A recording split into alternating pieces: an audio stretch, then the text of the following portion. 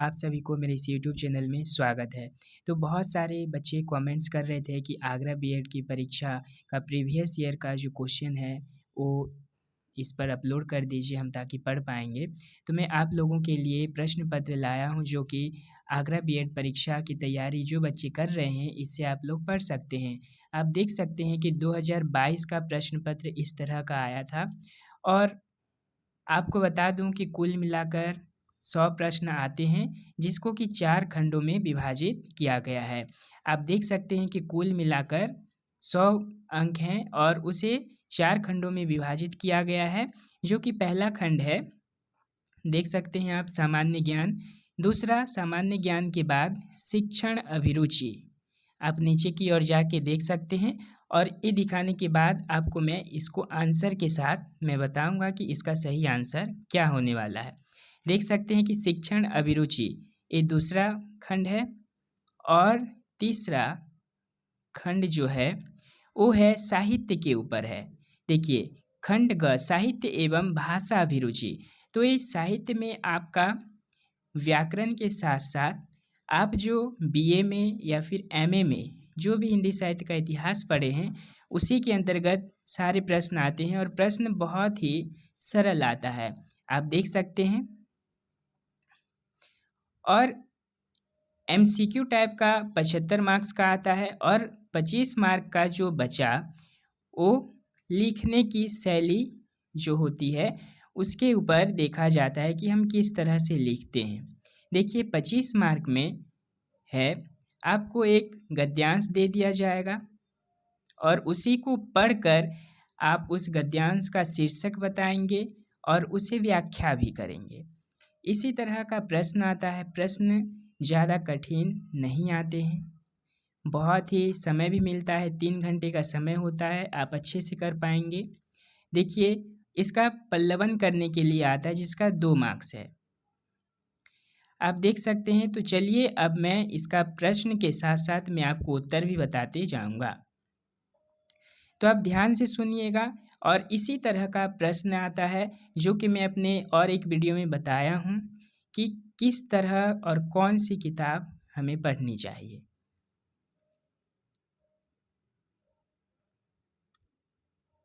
तो चलिए शुरू करते हैं। खंड का सामान्य ज्ञान। देखिए सामान्य ज्ञान का पहला प्रश्न है कि रविंद्रनाथ टैगोर को साहित्य का नोबेल पुरस्कार किस रचना के लिए प्राप्त हुआ था। तो देखिए बहुत ही सरल प्रश्न है, इसका सही आंसर होगा गीतांजलि। हमारे देश की श्रेष्ठ नारियों में से इंदौर के राजा मल्हार एवं राव होलकर की पुत्र वधू अहिल्याबाई होलकर ने कितने वर्ष शासन किया। इसका सही आंसर होगा दोस्तों ख 30 वर्ष। शिवाजी की समाधि कहाँ तथा किस राज्य में है। इसका सही आंसर होगा ग रायगढ़ महाराष्ट्र। महाराणा प्रताप के घोड़े का क्या नाम था। इसका आंसर होगा चेतक। जनरल विपिन रावत प्रधान थे, आप भी जानते हैं, इसका सही आंसर होगा चीफ ऑफ डिफेंस स्टाफ, यानी इसका सही आंसर होगा क। ओणम क्षेत्रीय त्योहार है, किस राज्य का है, केरल का है, तो इसका सही आंसर होगा ख। भारतीय संविधान में नागरिकता संबंधी प्रावधान के लिए अनुच्छेद है, इसका सही आंसर होगा दोस्तों ख अनुच्छेद 5 से 11। तो आप इस क्वेश्चन को देखकर अनुमान लगा सकते हैं कि किस प्रकार का प्रश्न आता है।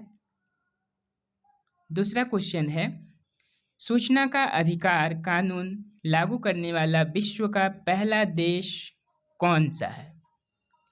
इसका सही आंसर होगा दोस्तों स्वीडन ग। खंबात की खाड़ी में जल ले जाने वाली नदी कौन सी है। देखिए इसका सही आंसर होगा ख माही। तो इस तरह का जो प्रश्न है, कोई कोई प्रश्न बहुत ही सरल आते हैं और कोई प्रश्न ऐसा भी आता है कि जो हम कभी सुने नहीं होते हैं, तो ये इसमें डरने वाली बात नहीं है। आप जनरल नॉलेज सामान्य ज्ञान की जो किताब मनोहर पांडे जी का है उसे आप खरीद लीजिए और मैं भी प्रयास करूँगा कि उससे प्रश्न बनाकर आपको मेरे इस चैनल में डाल दूँगा, आप उससे पढ़ पाएंगे। 10 नंबर का प्रश्न है, भारत का पहला गवर्नर जनरल था।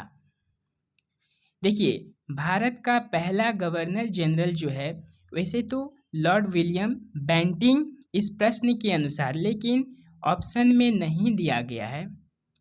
कॉर्नवालिस, वारेन हेस्टिंग्स, वेलेस्ली और सर जॉन शॉर।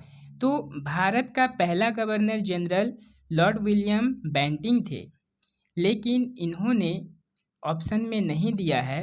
तो इन्होंने जिस तरह का ऑप्शन दिया है, तो इसका आंसर जो है बंगाल का पहला गवर्नर जनरल, इस तरह का प्रश्न होने चाहिए थे, लेकिन उस तरह का प्रश्न नहीं दिया गया है। तो इसका सही आंसर होगा दोस्तों लॉर्ड विलियम बेंटिंक होना चाहिए था, लेकिन उन्होंने नहीं दिया है। पारिस्थितिकी विज्ञान केंद्र अवस्थित है कहाँ पर? तो इसका सही आंसर होगा बेंगलुरु। 12 नंबर है, वर्ष 2019 का दादा साहेब फाल्के पुरस्कार किसको मिला?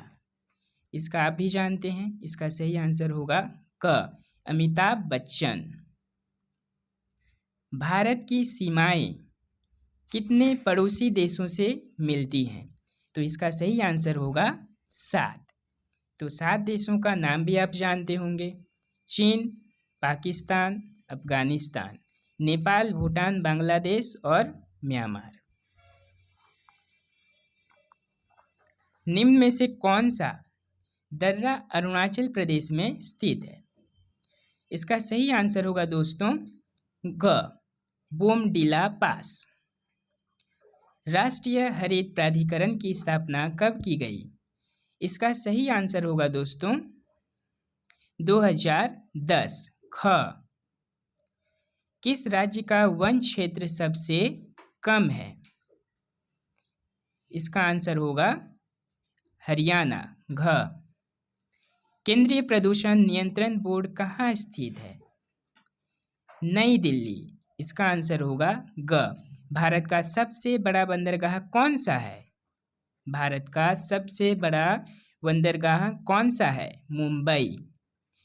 भारत में पर्यावरण नीति कब प्रकाशित हुई थी? 2004 में। आंसर घ होगा। भारत का सिलिकॉन राज्य कौन सा है? सिलिकॉन राज्य जो है बेंगलोर को कहा जाता है। तो बेंगलोर कहाँ पे स्थित है? कर्नाटक राज्य में। तो इसका सही आंसर होगा दोस्तों कर्नाटक। किस महाद्वीप में जनसंख्या का घनत्व सर्वाधिक है?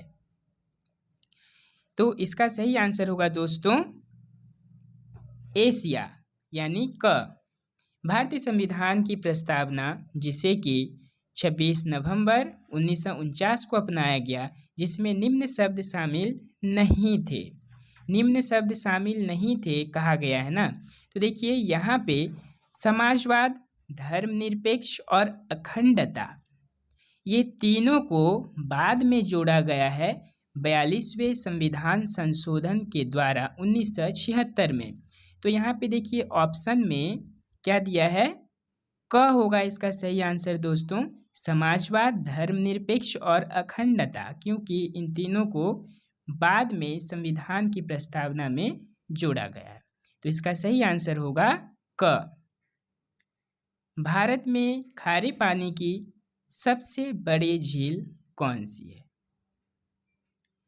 देखिए यहाँ भी खारे पानी की झील जो है वो है उड़ीसा में स्थित चिलिका झील, लेकिन ऑप्शन में नहीं दिया गया है। तो कभी कभी ऐसा प्रश्न भी आ जाता है, तो आप कोई भी ऑप्शन में आप टिक करेंगे तो आपका आंसर राइट ही होगा। तो इसका सही आंसर होगा, जो कि यहाँ पे नहीं दिया गया है, चिलिका झील। जिम कॉर्बेट नेशनल पार्क कहाँ स्थित है? इसका सही आंसर होगा उत्तराखंड। ख, दुधवा राष्ट्रीय उद्यान कहाँ स्थित है? उत्तर प्रदेश। तो इसका सही आंसर होगा दोस्तों क। तो ये आपका 25 प्रश्न था सामान्य ज्ञान से। इसी प्रकार के प्रश्न आते हैं और आगे की वीडियो में मैं दूसरे वीडियो में बताऊंगा कि शिक्षण अभिरुचि का प्रश्न, और उसके साथ साथ मैं उसका उत्तर भी आपको बता दूंगा और आप जान पाएंगे कि किस तरह का प्रश्न आता है। अगर आप मेरे चैनल पर नए हैं तो सब्सक्राइब करना नहीं भूलिएगा, क्योंकि केंद्रीय हिंदी संस्थान संबंधित आपको कोई भी जानकारी चाहिए तो आप कमेंट्स करके बता सकते हैं, और मैं उस कमेंट्स के अनुसार मैं आपको हमेशा इसी चैनल पे वीडियो उपलब्ध कराते रहूँगा। आपको कैसा लगा कमेंट्स करके ज़रूर बताइएगा। अगर इस वीडियो के बाद भी आपके मन में अगर कोई डाउट है तो कमेंट्स करना नहीं भूलिएगा। बहुत बहुत धन्यवाद।